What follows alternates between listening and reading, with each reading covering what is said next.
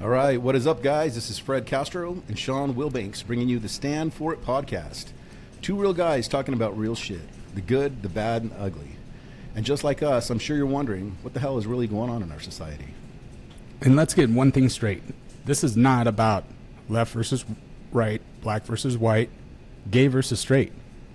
It's about doing what is right. Our goal is to abolish the divide. It's about being free men and women that stand for our countries and creating change one person at a time, starting with you. It's time to lead or be led. And welcome to the Stand For It podcast. Mr. Fred Castro, good morning. Good morning. What's up, brother? How you doing?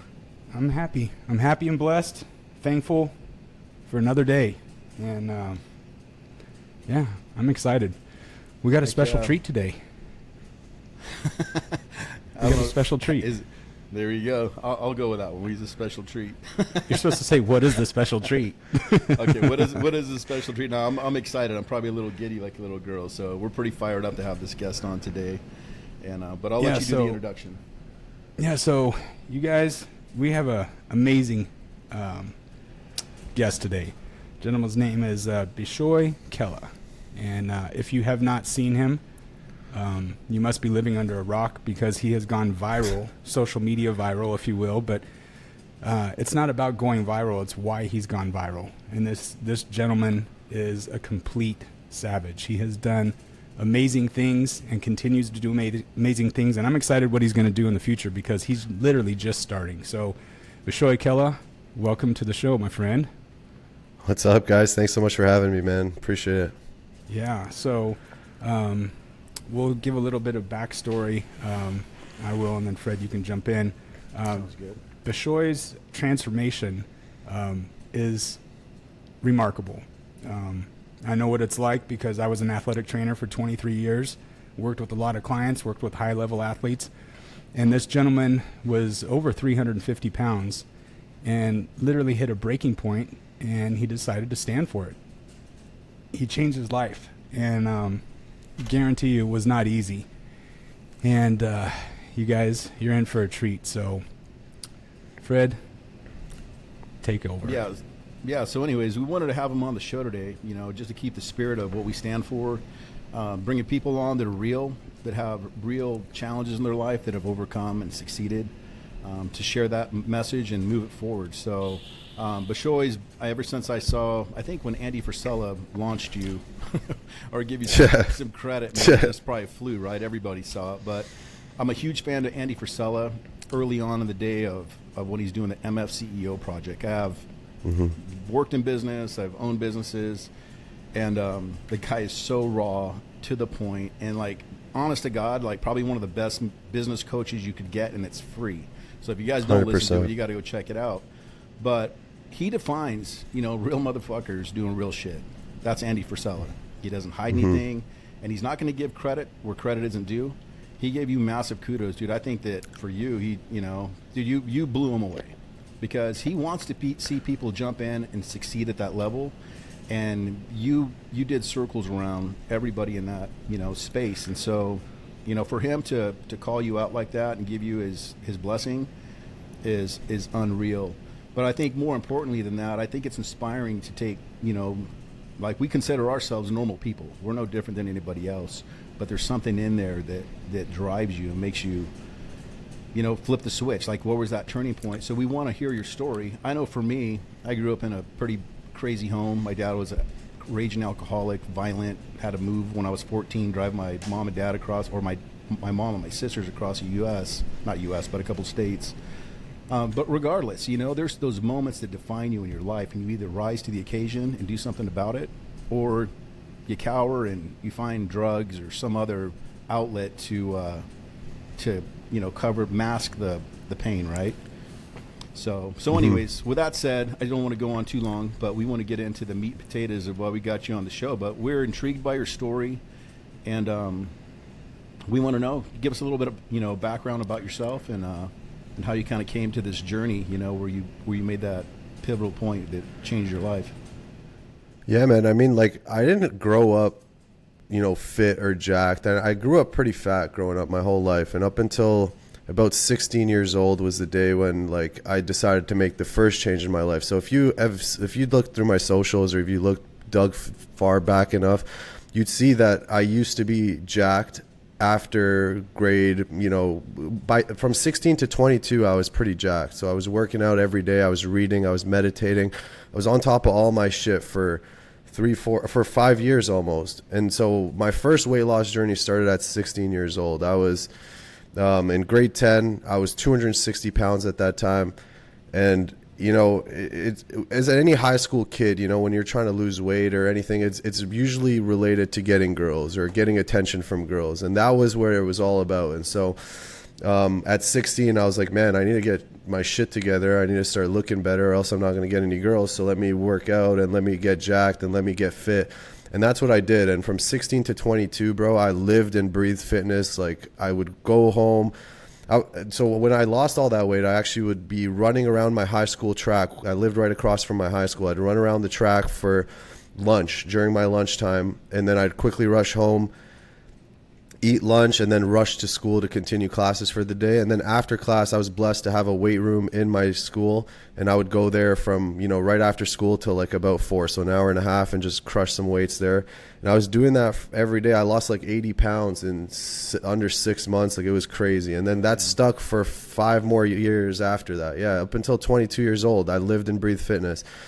And then, as life kind of takes over at some point, and like you end up things end up happening. Like I started a business at 22 in my last semester of school, and we started making a shit ton of money really quick. And I went from being that broke college kid who was living off like $1,000 a semester to making like solid money at the time, or what I believed. Like I thought I was rich, man. Like at 22, you're making, a couple thousand or, whatever. I thought I was good. I was set for life, Right. And so, it stopped becoming about fitness, and then it just started being, I started focusing on making money, getting my bag, and like any time I spent at the gym was time I could have been spent making an extra, couple thousand. Any time I spent working on myself was wasted because I could be making more money. It just became purely money driven and chasing the bag. And then around the same time, I got my first girlfriend. And so, like I told you before, the reason why I originally lost all that weight was because of girls. And now that I felt like I made it. I felt like I got to a point where I didn't have to do the things that got me to that place anymore. I didn't have to do all that. I was already there. I've achieved what I needed to achieve. And then so eventually I just started skipping workouts. I started eating like shit. I stopped cooking. I ordered every single meal. And it wasn't like I wasn't ordering healthy food. Like I would have I would have like pizza, chicken wings for breakfast. Like I didn't even care. Right. And slowly, yeah, man. And then slowly and surely, bro, over time, the guilt of doing all that just fades away. And once that guilt faded away completely, it was like I stopped thinking rationally about what I was doing anymore. It was just like pure autopilot in the wrong direction, headed straight for a mountain, and like I was not in control of my life anymore. And that's how I ballooned up to 350 pounds to begin with. So how old were you at that time? So you hit what, 23, 24, and you're at 350? Yeah, so it's wild. So I was jacked up until 22, and then honestly, when I tell people I was 350 pounds, they think like, I gained the weight over the span of 5 years. No, bro, it was 120 pounds, 150 pounds in probably the span of a year and a half. Like I just went full 180. That's like a blessing and a curse for me, because I do this with everything. It's either I'm 100% in or I'm 0% in. And so it's a blessing, because if I'm on the right path, if I'm doing the things that I should be doing, then bro, I'm unstoppable. But if I'm on the wrong path, I will take that to the far extreme. Like I was on basically bed rest for 5 years. I would chill in bed or lay on the couch. I barely moved for 5 straight years. And so, yeah, I ballooned up to 350 pounds probably by 24, early 25.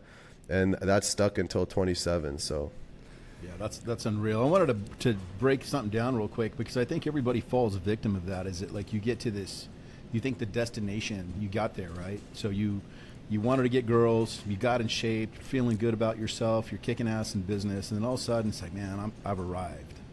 Mm-hmm. And then now we go on cruise control, You know, and then like all the little things start to creep in, right? So the bad eating habits, you know, eating at the wrong times, all those things creep up on us. You know, I can empathize with you because I was a fat kid growing up, you know, and I just had this. There was that moment in high school where I realized that I have to get my shit together because, you know, I have girlfriends, but they didn't want to hang out, you know. So, and thank God that triggers you, right? So you figure out, it's like, hey, I need to get on the gas, you know, get more serious about sports and get my act together. But, you know, you see people cycle through. They'll do really good, and then they go off the wagon again. Then they do really good, and then they go off the wagon again. I guess the blessing and the curse for you is you have that mindset that if you're all in, you're all in, and if you're all out, you're all out. So you got to make sure that you stay on track. But that's pretty wild that you were able to go down that road and then kind of deviate for whatever the better part of 4 or 5 years before it hits you again. And I think some of your videos are pretty powerful because one thing I love about your videos is that they're just straight up, you know, because you can feel that moment when you share it. Like, dude, you know, I can't do this anymore. You know, I need to get the fuck to work. And then all of a sudden, boom, your video changes. And it's like you just smashing it at the gym because that's the mindset that it takes. You know, and I don't know if you can do that and keep a positive disposition balanced in your life, or you just all in like on these workouts when you're in get it done mode. You know, what do you like at that point in time? Are you pretty balanced with your time and energy, friends, or are you just laser focused and? Yeah, so at the beginning, man, I'm going to be honest, I didn't give a fuck about anything else other than my health. That became my number one priority. I didn't give a fuck about my business anymore. Everything took a number two. My friends, my family, as bad as that sounds, like I would not be around for long enough if I did not do that. So health has to be number one, bro. You can say, you know, I want to spend time with my family. I want to spend time with my friends. I want to work on my business. I want to excel in life. None of that is possible if you're in a fucking deathbed for the rest of your life. And so I had to put everything else as number two for the beginning. And so, and also it comes from a point where like I'm not strong enough mentally yet to be able to resist all these temptations around me. So I had to cut them out completely for the beginning. So it's not like I cut out my friends and family, but I cut out partying or going to parties and having the potential of being sober. Like that's an option now. That's what I do now. I'm not drinking and partying every time people are partying, but I still go to those events and I still go to those gatherings, have a good time, eat my meals at home. I'm not eating the pizza and wings that people have anymore, but like, you know, it at the beginning when you're still not mentally strong enough to resist all this stuff and you're trying to push in the opposite direction completely. Right. For me, at least, it was easier to just not go to these gatherings. Like I would still chill with my friends at home, but like it wasn't in social settings where I would be tempted because I wasn't strong enough. But yeah, man, now like, you know, I live a pretty balanced life because all these difficult things that seem impossible to people, like working out twice a day. Like right now I run 10 kilometers every single morning and I work out in the evenings for an hour to an hour and 15 minutes. And that seems like ridiculous to some people. But to me, man, that shit is on autopilot now. That is the easy part of my life, as crazy as that sounds, because I've been doing it for so long that I don't even have to think about anything. I have very little resistance to doing it. You know, it's just like tying my shoes now. And so that is why now I can live a normal life where I can still go out, still have fun, still hang out with people, and still keep my commitments that I've made to myself. And that's the benefit of doing something for so long and keeping momentum going. And that's the thing, man. No one is immune to loss of momentum. Like I know we talk about Andy Frisellas and big people who have inspiring lives like David Goggins, James Lawrence, crazy people. Even those people who seem like they're cut from a different cloth, who seem like they are unimaginable, who are like divine beings that are different than us. They're not immune to losing momentum. And if they fucked off for a whole month, they will start seeing resistance again. And same with me. And so that's my goal here, bro, is to just continue push up and have myself continuously keeping the momentum going, because no one is immune to losing it. I lost it. I've been there. I've lost it. I was jacked. I was like the strongest guy in my high school, probably the strongest guy in my university, and right after that I lost it all. So no one's immune, man. So let me back up here. We're gonna go here to where you just left off. You hit 350 pounds, and I've heard the story, you know, that you shared with being in Mexico. What was your breaking point, and then what happened next? So it's funny because that story with the Mexico story shouldn't even have been the wake up call. Like that was like whatever. Like I've had more crazy shit happen to me before that should have been the final straw for me. Like this one specifically, like I got to tell this story because it was like, how did you not change after this, bro? Like how did you just go back to it? It's just the most dumbest shit. It's like how. So one day I was working on my laptop. I'm just chilling on my laptop on the couch, just typing away. And all of a sudden I get like this weird flashing light in my eye. And I'm like, yo, what is going on? So I like wash my eye and I see there's nothing's happening. And it's still flashing white light. So I go to the washroom, check the mirror, and it's still flashing white light and my eyes closed and I'm still seeing it flash. And I'm like, what is happening? Then all of a sudden I feel this huge gush rush down my entire body. And I'm in pure panic mode at that point. Like I'm calling my boy. I'm like, bro, call 911. I'm about to die. Like I think I'm having a heart attack. I might be having a stroke. Like hurry. And I was terrified that I'd pass out and the paramedics wouldn't be able to get into my house. So I just ran out the door and took the elevator down and met them at the front. And I'm sitting in that gurney in the back of the ambulance, strapped up to all these machines. They're checking my heart. They're doing EKGs. They're doing heart monitors and all this shit. And my heart rate sitting in that gurney was 180 beats per minute, just sitting in a gurney, bro. 180. And these guys are like, yo, I don't know what's going on. They're like kind of trying to figure things out. They take me to the hospital. They give me a pill to bring down my heart rate. And they even with that pill, it got down to like 140, 120, to the point where like, you know, the machine that you're attached to, it's like beep, beep, beep. Yeah. That thing is set to trigger above when your heart rate goes above 120. That shit was on constant repeat. The nurse had to keep coming and turning it off every 5 minutes because it was just constantly going. And bro, I remember like tripping balls. I'm like, yo, what is going on? Like, am I literally dying? I called my brother. I'm like, bro, like I'm probably going to die. Like I'm begging the paramedics not to let me die. And you know, I do a full day's worth of tests. Like I'm there all day. They run every test in the book. They send me home with a holster monitor that's like testing my heart rate and everything turns out to be fine. Like nothing is wrong with me physically. And so it just turned out to be a panic attack. And I know a lot of people grow up with depression, anxiety, all that stuff. But honestly, man, I've never experienced it. I've never experienced panic or depression or anything like that. So for me, that was the scariest moment of my life. Like I genuinely thought I was looking death right in the eye. Yeah. And, you know, now that I'm out of all that, I'm thinking back to that moment and I'm like, why did that happen? And I'm thinking it's like literally years and years of guilt just built up guilt of knowing what I could have become, because I've tasted the other side. I've been there. I know what it's like to be on top of your shit on all aspects of life. I've peeked behind this curtain already and I know what it's like now. And then I went back to being a nobody, back to being someone who's not doing anything with their life, not taking care of my health, not, you know, living my life to its fullest potential. And so having to do that, like it just built up guilt in my body for 5 whole years. And eventually the body will have a physiological response to that. It has to let it release. Right. And so that was the whole thing.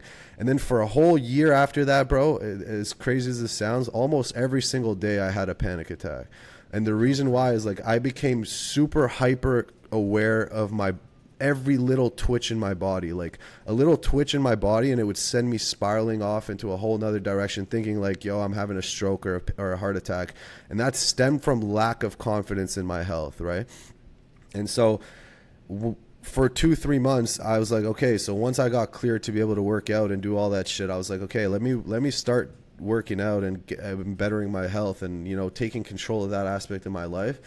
And then it didn't last for long enough because I wasn't doing it consistently. It was like I'd do it for 4 or 5 days and then take the weekend off, or I'd go on a 3-week business trip to China or somewhere, wherever I'm working, and I would come back and it like all momentum lost. It wasn't long enough to keep it as a sustained habit going forward. And so that is like the craziest story to me, because how did you not change, bro? Like you basically felt like you had a near-death experience, and then you still fucked off for another 2-3 years before you ended up making a difference and changing it for good. And you know, that Mexico story is like whatever, you know, like that was just the final straw for me, which was, you know, we were on a trip to Mexico. it was COVID, so there wasn't that many people at the resort. We used to go to these resorts and party and drink all day from morning to night, and just have a great time. And there wasn't that many people on the resort to do all that. So everyone I was with, the gears shifted to like, yo, let's just explore, let's enjoy, let's make this more of a chill vacay rather than like, a raging party vacation. And so they wanted to do shit like skidoo. They wanted to do shit like going on ATVs or going to explore the city.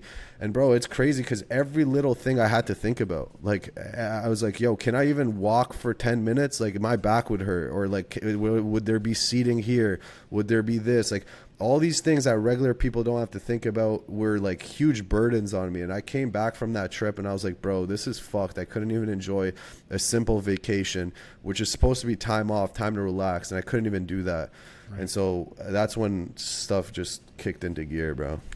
It's pretty amazing how the human mind works and what happens. I was fit growing up. I played sports and at a pretty high level. I played basketball.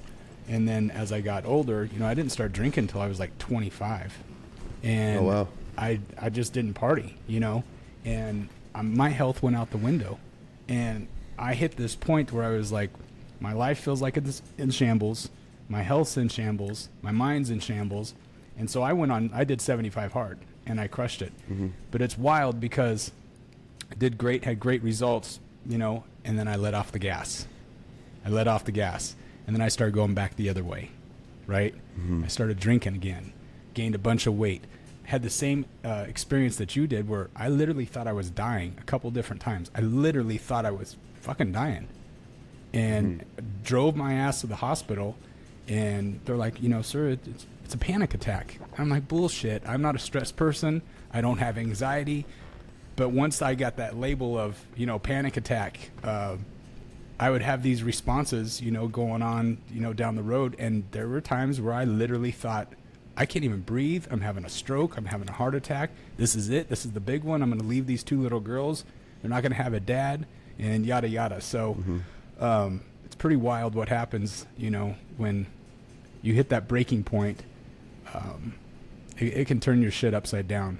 But for real, you made that decision when you came back and you're like, this is it. I'm going to change.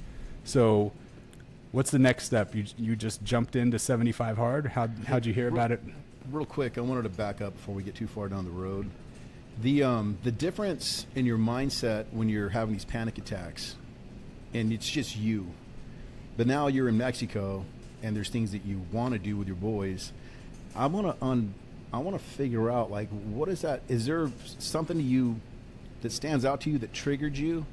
Like, because I think that one of the things is if you hide and you're living in this misery on your own, but then you get out and you're in public and you're with your guys, there's a competitive nature you have in you. You want to, if your boys are going to go hit the sea-doos, or they're going to go on a hike, or they're going to do whatever, all of a sudden, like the chemistry in or the thought process in your mind changes. So I'm curious if there was an epiphany in there, because people will hide in their and they think they're hiding, but you're not hiding. You're kind of hiding from the world, but you're killing yourself at the same time. But then there's something like being in high school.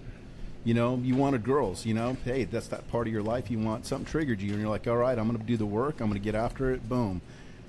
You fell off the wagon for 5 years, and then you're back in this situation again where you're already seeing all the signs that were detrimental. They could have killed you. You know what I mean? But it didn't. Mm-hmm. It wasn't enough.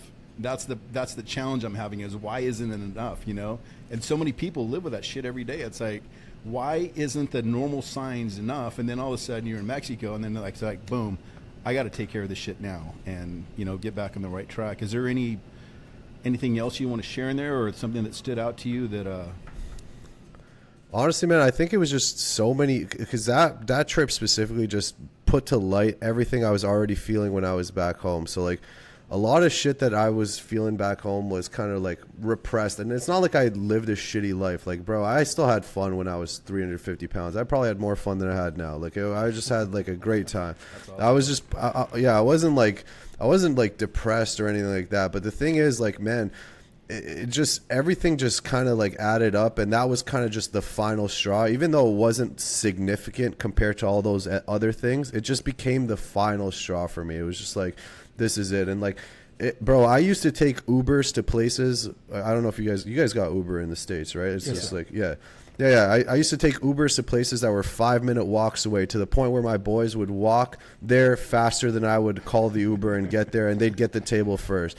Bro, like, I'd be sitting on the couch chilling with everyone, and I would be thirsty as fuck, and I would just be waiting for someone to get up to be like, yo, can you grab me a water? And it's not that, bro, at 350 pounds you could get up. It's just that lazy attitude. It's not like I was 700 pounds where I can't get up. It's just the mentality. And so all these little things just kind of flashed at me when I was in Mexico, with all, like, that was just the final straw. But it wasn't like the Mexico trip. I feel like, at least I can't figure out like a pivotal moment where like this happened and this was an epiphany. It was just like a buildup of all these events, and it was just like I was drunk sitting in the pool, everyone's having the time of their life, and I was just sitting there like just kind of miserable, and I was like, bro, this is fucked, like we gotta change. So enough is enough. That's where that kind of came to you. I always am I don't know, mystified by, like, you see normal signs, your life's going to go, but then there's something that triggers you that is that turning point where you're going to put in the work and do those things. But I think that we have probably a different, value system in our mind that kind of freaking is like the final straw that makes us turn and do something. There's so many things in our life, fitness is one of them, and your health is a big part of that. But even just getting uncomfortable, things that we're doing, Sean and I made a declaration. It's like, we're going to do shit that makes us uncomfortable every day. Going to the gym is uncomfortable at first until you get in a good routine. Talking in front of people is uncomfortable until you just get out there and do it.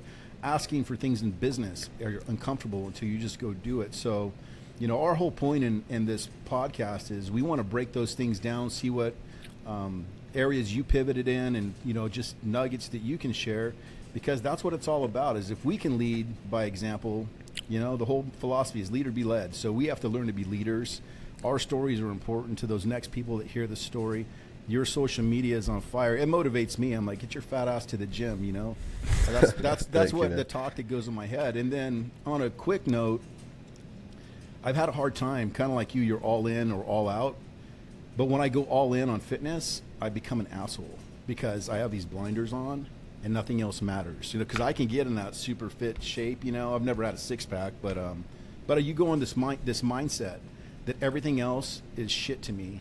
This is what I'm doing because everything else is a distraction. It's too easy to grab another piece of pizza or go out and have drinks with the boys or this and that. And that it kind of snowballs.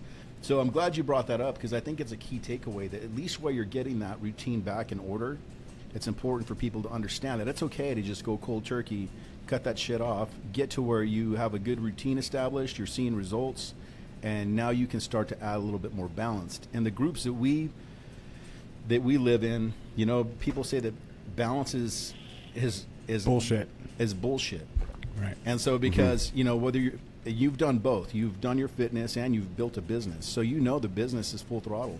There's not a point in the day where you can just let off because something else needs to be done. If you're building it, you're building something from scratch. You got design, development, vendors, logistics. You've got shit in the office, and it's hard to get this balance. But we live in a society, or the people that we choose to be part of our tribe are heavily involved in business. There's a respect for fitness and your health, and also trying to maintain a good core essence with your family. But you've got to do the work, get these routines, and that's why, I was compelled. I'm like, fuck it, I'm just going to reach out to him and see if we can get him on the show, because we want real, authentic people who have done the work.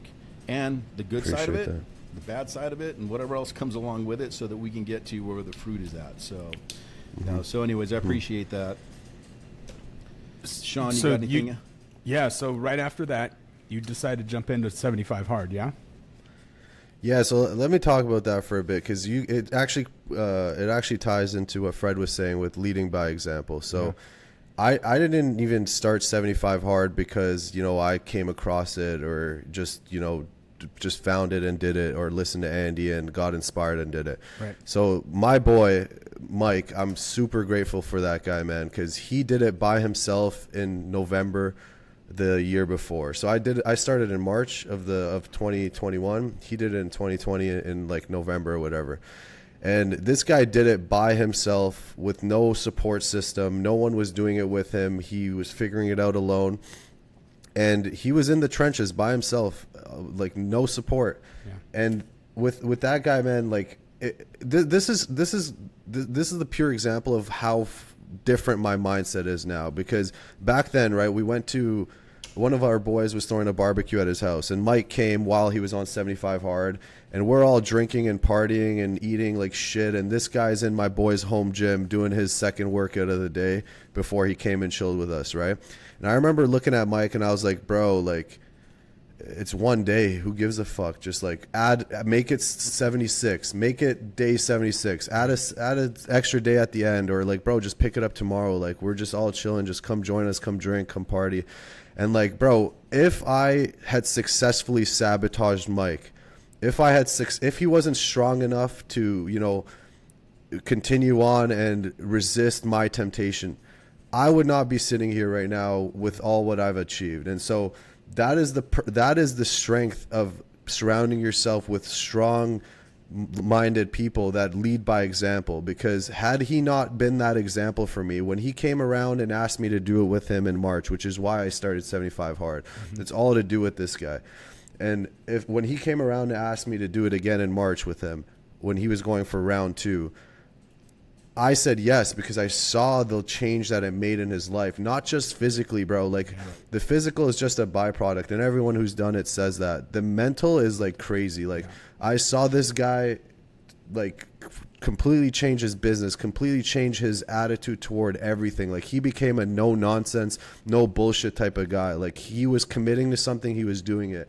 And so when he asked me to do it again, and when he was going to do it again in March, that's why I started it. And I'd be stupid as fuck to have said no to him after seeing all that. Like, you can't say no to something like that after witnessing it firsthand. And so that is the power of leading by example. So yeah, when I got back in February from that Mexico trip, I took a month where I was working out on my own. And then when he asked me to start in March, right after his birthday, I started 75 hard. And that was all she wrote, man. That's kick-ass. We got to give it up for Mike. Yeah. For being an inspiration. And truly, that's what it's all about, is that somebody inspires you enough to go, all right, I'm going to get on the program, because if they can do it, I can do it. But it takes a lot of mental strength to stay in that position and not get lured in by the temptations that are out there. You know, and I think that more of us can learn to adopt those practices into our daily life. You know, you're going to get all the things that you want, that, you know, that come along with doing the work. But the other thing too is that, you know, guys like Mike is who we aspire to be, is people that are leading by example, because we're all here to help each other out one way or another. Sure. And too many times people are so self-centered, focused on, you know, you didn't have to come on this podcast.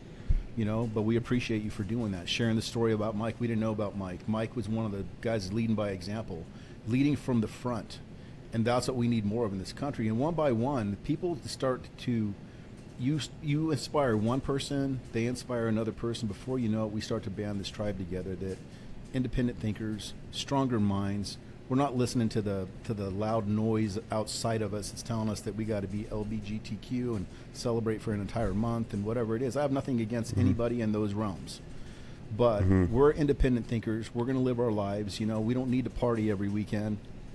We need to do what's right for human beings, and that's to inspire each other, do right by each other, fitness, business, prosperity, family, all those wonderful things. So. Again, give it up for Mike. I don't know his last name, but sounds like a badass dude. So I can't wait to learn more about him. Is he still crushing the game? Oh, bro, this guy is the guy who works in silence. Like, he deserves all the credit, man. Like, I'm just like, bro, this is another thing. Like, a lot of people see a fat guy who changed his life and they're like, holy shit, this guy's the inspiration. No, man, the real MVPs are those motherfuckers who've never fallen off, who've been on the path for so long. Those are the real MVPs, bro. The people who've been on the path for so long, they don't have a transformation to show you because they've been on their shit for their whole life. Right. And that's the real MVP. And, bro, this guy was always one step ahead of me. And even to this day, like, he's killing it, man. And he's one step ahead of me. So he paved the path for me, bro. All I had to do was walk it. He would be running 16 kilometers a day, and that gave me the realization that maybe I can push up to 10. Maybe I can push up to 13. At one point, I was running 13 kilometers a day. And, bro, that's the thing. That's another thing that really helped me on my journey was brainwashing myself with people who have done crazy shit. Yeah. So I wasn't comparing myself to fucking Joe at the office who's coming home and crushing a beer and eating a pizza, watching TV until he passes out. Right. I wasn't even comparing. I was looking up to people like David Goggins, James Lawrence, a tribe that I read about in a book on 75 Hard that runs 50 kilometers every day just for fun. Yeah. And I just continuously sought out examples of people who have been doing unimaginable shit and brainwashed myself into thinking what I was doing was nothing, bro. It was nothing compared to what other people are doing. And that's how I became totally fine with what I was doing. Like if I'm watching every single day people go out and crush 50-kilometer runs, I can't go do a 45-minute workout. Come on, bro. Like you can. And so that's who you need to surround yourself with. And even if you don't have that person, if you don't have a mic in real life for you, bro, that's the power of the internet. Like that's the power of social media. Find a couple of those people and just watch their shit.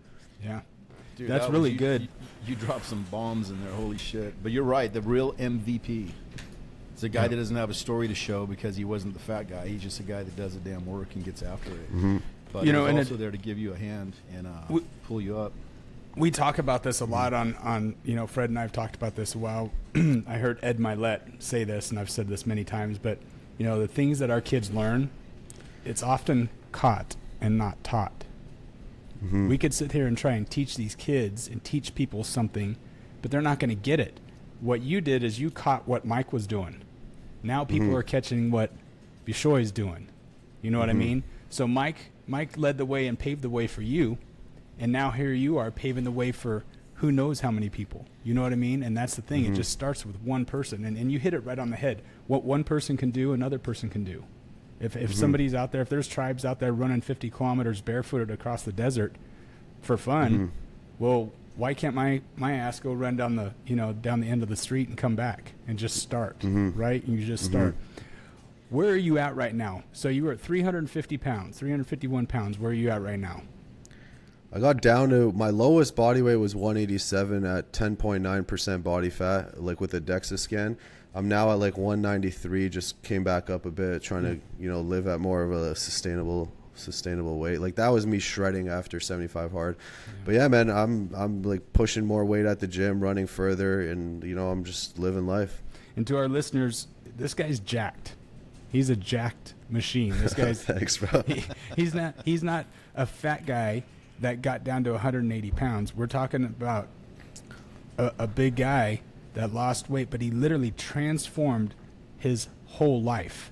Not aesthetically, right? Not just aesthetically, meaning how he looks. Dude's got shoulders and muscles on his muscles on his muscles. But the key thing is his head, his mind has changed. Right, that's been the probably the biggest transformation, and you said that a little bit ago. It's like it's not just the physical thing; it's the mental game. And once we can get past that mental barrier that we impose on ourselves, right? You have so many people that are trying to keep up with the Joneses and so and so and so and so, and at the end of the day, it's me versus me when I'm looking in the mirror. That's it. I can use other people as inspiration. I can use other people as encouragement and motivation. But at the end of the day, I'm going to be the one doing the work or not doing the work. The choice is mine. For sure, man. So kudos to you, brother, for what you're doing and what you've done. And thank you, man. I'm excited to see what's next. So you have a couple businesses. What do you do? You're an entrepreneur, obviously. Yeah, man. I started the business back in 2016 with one of my boys in college. We sell wooden fashion accessories, wooden apparel online, and yeah, man, we've been doing that for the last 8 years. And it's funny, man, because, like, I wish I could sit here and tell you, like, as soon as I got my mind right, my business, spiked and skyrocketed. Like, that's a story I want to be sitting here and telling you. But what I realized was, man, the way I was operating my business was the same way I was operating my life at the time. The instant gratification, quick way of making money. Okay. And so for the longest time, bro, we had fake sales on our site, up to 90% off. Hurry, 3 left in stock, 2 minutes left before the sale ends. We were building a bargain bin, instant gratification of getting sales, not giving a fuck about building a real brand, not actually helping people, not actually adding value to people's life.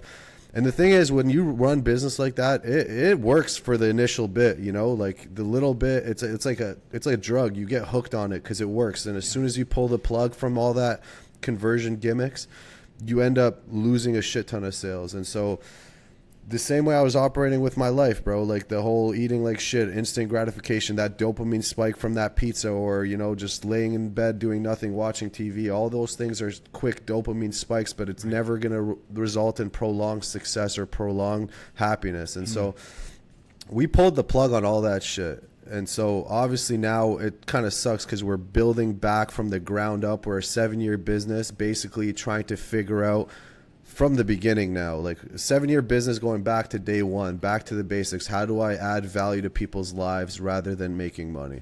And as soon as we started focusing on that, the response has been great. Like, honestly, these customers and everything that we're doing now, like I feel fulfilled now because I'm actually adding to someone's life. And I feel like as we continuously stack these type of people over the next, 10 years, it will have yielded an ROI that I cannot even quantify compared to had I continued to run a bargain bin like I was running for the last 5-6 years. Wow, that's really good, man.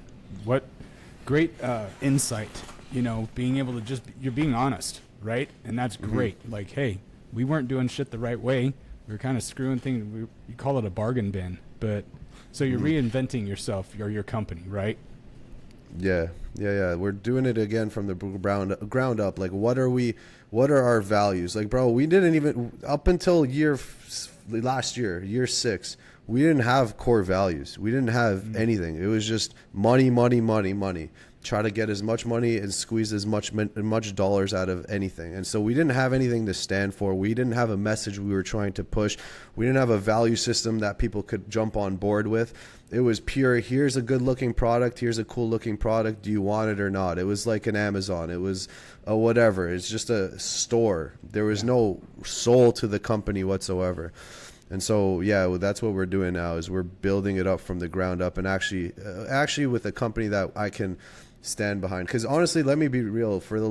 At the beginning of this year, I was like, it's either we do this or I cannot continue doing this business, because I don't feel fulfilled, and it's not vibing. It's not meshing with my life anymore. Like, I don't resonate with this stuff anymore. And so it's either I'm willing, even to this day, I'm willing to risk it all, which I don't think is a risk. It's a risk not to do this.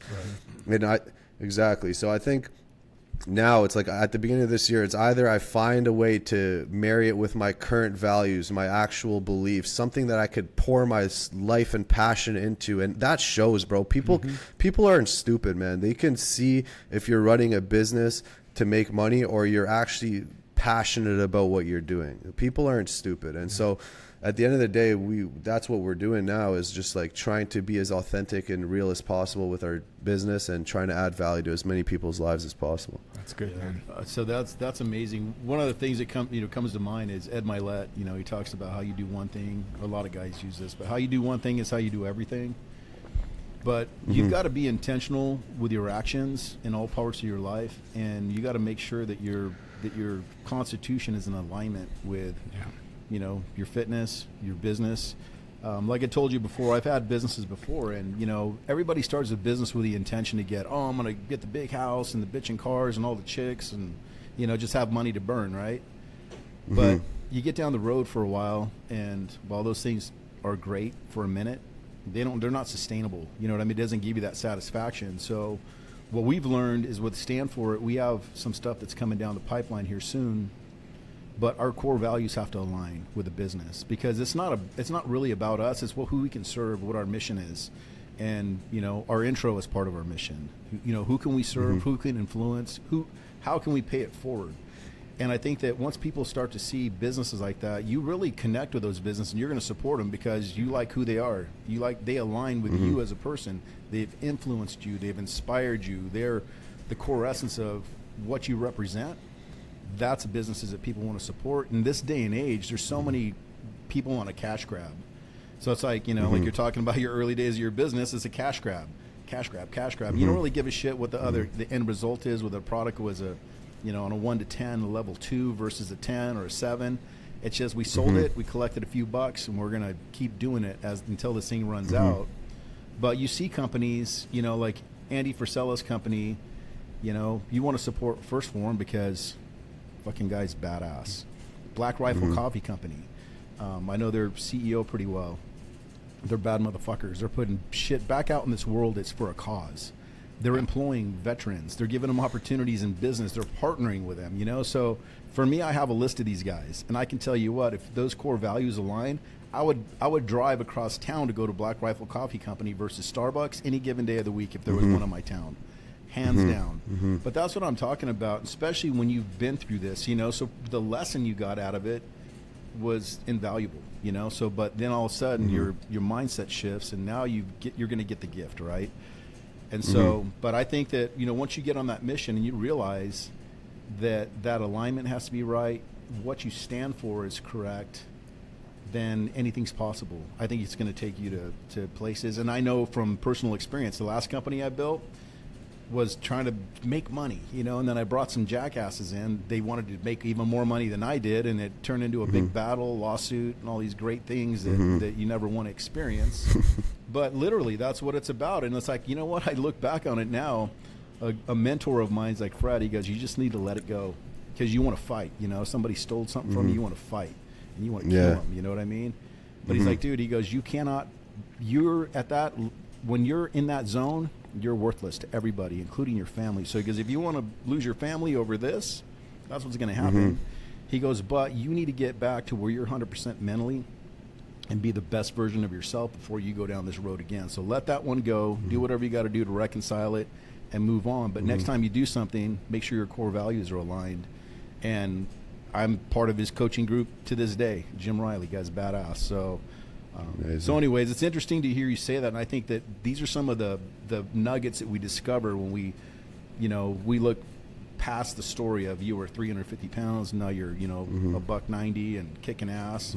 But there's so much more to it, and that's what we really want to uncover in this journey is that, you know, the real people, real life situations. You know, we all have to deal with similar situations in our life, but how do we uncover some of these things to realize that there's more to the equation than just getting skinny or just going to make a bunch of money and whatever. Because there's plenty of people that have done that, and their core values don't align. They're shitheads. So we'll pass on those guys. You know what I mean? So, anyways, I appreciate you getting just raw in there. So that was awesome. What's next for Bishoi? Yeah, man, I'm honestly, like, right now I'm just trying to help inspire as many people's lives as possible. And to be honest, man, this is another example of what changes with your mind is because, like, I'm a pretty introverted dude. I don't know if you could tell right now or anything, but, like, I'm pretty introverted. Like, my social media literally looked like a bot account. Like, I had 5 photos I'd post once every 5 years. Like, I literally looked like a fake bot account. And so doing all this shit right now is uncomfortable for me. Like posting every day or like filming myself on camera and doing all these things is not like my normal state. It's not where I'm the happiest, you know? And so it's just another example of continuously chasing hard. And the thing that you have the most resistance to is probably the thing that's going to yield the most results. The thing that you don't want to do the most. And so the more you could just jump in and the more you could just do it, the more reward you will get in the end. And like, look what happened now. And like in a month, I got 200K followers. Over 300 million people have seen my video all across social media, and it's inspired so many people's lives. And it's just like, had I not done this because I was worried about being judged, or I was worried about, you know, the 5 people who haven't done shit with their life in the last 10 years are going to judge me on my social media. Like, it's bigger than you, bro. It's way bigger than you. It's not for those people. And that's what I realized the beginning of this year. And I put it as one of my goals. Like, I need to inspire as many people as I can, because people are in the dumps, bro. They feel like there's no way out. There's no option for them to get out of this. There's like, they've got to the point of no return. And if I could help a couple people, that is more important than me preserving my ego or me preserving my public image, as bad as I think it's going to be. And it's never as bad as you think it's going to be. It's like, bro, you know, for the first couple of days, people might be talking shit, or I don't even think people are talking shit. It's literally about, it's all in your head. Like, you think all these people care about you. You think you're the main character in everyone's life. Like, people are going through their own shit. They don't really look at what you're doing 24/7. And so I was being taught another lesson, even now after achieving what I've did physically with my physical physique, on chasing hard, chasing the thing that I have the most resistance to, and doing that. And I'm glad I was able to pull through and get it done. Dude, that was gold. That whole thing that you just said was gold. One of the things I want to bring up is that, you know, we live in a day and age of convenience. And the thing I probably admire about you most is you put it out there, even the extra skin, whatever is going on. Dude, you're putting it out there raw. You're jacked as fuck. You know, I'd admire you for that. But you're putting it all out there. But what everybody wants in this day of convenience is they want a fucking magic pill. There is no magic pill. The magic pill is do the fucking work. Yeah. If you don't fucking get that, then guess what? You're not going to get shit. Yeah. But everybody wants that easy new diet fad that's coming down. You even said it on one of your deals. I watched it the other day. My kid is on fire around that, hid in the gym, and he's freaking eats chicken and eggs every day. But and my son, you know, he's 19. He's like, Dad, if you're not in a calorie deficit, you're not doing anything. And then I see your video, you know, you're like, you can be in a calorie deficit even if you eat pizza. You know, it's probably not the best for you, but you know, if you're in a deficit, you're going to lose weight. But you're being real, raw, and relevant. And that's what it's about, because everybody's got some fake bullshit online. Is that here's how you're going to lose 50 pounds in fucking 2 weeks. You're going to rub this cream all over your ass, and it's going to get big, and you have plump lips and whatever. And like, people are so sick of that shit. Like, honest to God. So when you see guys like David Goggins that are inspirational, you know, I love David Goggins, and he's a bad motherfucker. But the only thing is he's so far out here. It's like, man, I don't know if I could ever get to that. But then you get somebody like you that's had extreme results, but at the same time, you break it down in a way that's like people can understand. Like, you literally you simplify the process. If you're in a calorie deficit, you're going to lose weight on a daily basis. If you're going to hit the gym, you're going to get gains, you know, but that you also show that you're working your friggin' ass off. And so that's what people need to see, because everybody else is too busy using filters and faking this and standing by a car. It's like, you know what? That shit's fucking over. We didn't grow up with that, you know? We had some people that would flex, but you know, they had to go out of the way to flex for you. Now it's like, shit, every time you open up the internet, somebody's a guru. They're flexing on their car, their house, their plane, their jet, their whatever. It's like, but we want to keep it real. And like we said earlier on, it's friggin' an honor to have you on the show. And I love some of the things that we discovered about you, your buddy Mike, the real MVP, we'll call him. Yes, and for sure. Mike, the real MVP. Yeah, and then brainwashing. For real. And brainwashing yourself to have a different standard, right? So brainwash yourself to have a different standard, so that way, if you're the law of average, but you set your standard so freaking high, you're going to be ahead of the pack. You know, I've been in sales my entire life, so I always look at sales numbers like that. I'm going to look, if my goal is $1 million a year, it's 1.5 million or 2 million, because if I suck and I only get halfway there, I still got my goal. You know? But it's just those little nuggets I think are powerful, help a lot of people, and hopefully they get a tremendous amount of value out of the show. I know I personally have. I know Sean well enough. Yeah. He's in deep thought right now. Well, I'm in deep thought. You know, and that's the thing is, I'm not one to blow smoke and bullshit people. I'm not going to tell you something. If I don't resonate and connect with you, I'm not going to be like, hey, let's get this guy, let's talk to this gal, whatever. That's not my thing. But when somebody really just smacks you in the face, when you like see their story and you see what they're doing, there's no way that you can't tip your hat to somebody such as yourself and say, this guy's done the fucking work. He's done the work. Appreciate that, man. Being a trainer for 23 years, I have a lot of family members that are going to weight loss clinics right now, and they're trying to take this pill, and they're trying to go here, and they go weigh every week. That's all great. Go weigh. Go weigh your ass at the gym. Go put in some work. Change the way you eat. Real. You know, change your habits. It's the bad habits that you've done compounded over time is the reason why you're here.